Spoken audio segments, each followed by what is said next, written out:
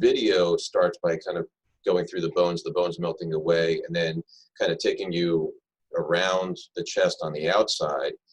Anything in yellow that you're seeing is COVID-infected, destroyed lung tissue.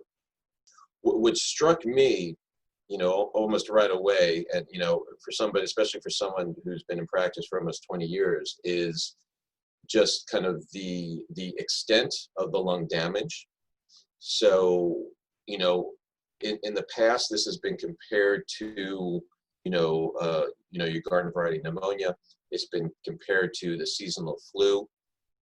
And one of the things we need to get across, and we try harder and harder every day, is that this is nothing like the seasonal flu. This is not like your typical pneumonia. A typical, let's say, bacterial pneumonia would typically affect, one part of the lung, perhaps, one lobe of the lung. And again, as you can see in the video, it not only affects both lungs, but affects various parts of each lung. So it's pretty diffuse damage.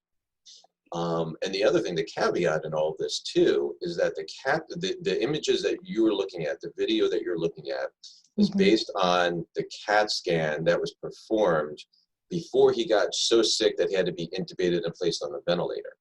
So if you were to repeat that CAT scan perhaps 48 hours later, chances are you're going to be seeing much more yellow than you actually are, that things would be even worse. About halfway through the video, we do what's called a virtual bronchoscopy, where now you kind of get the bird's eye view and you start going into the trachea, into the major airway, and then you go down into the right lung. And now that you're actually inside the right lung, you're kind of seeing some of those yellow areas, up close and personal.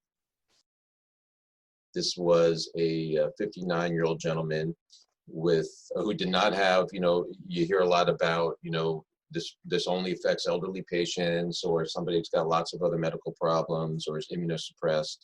And the more and more we learn about, our experience here in the U.S., the more we know that that's not true. We know that, the elderly, immunosuppressed, patients with a lot of medical problems are more severely affected, but the disease is not limited to them.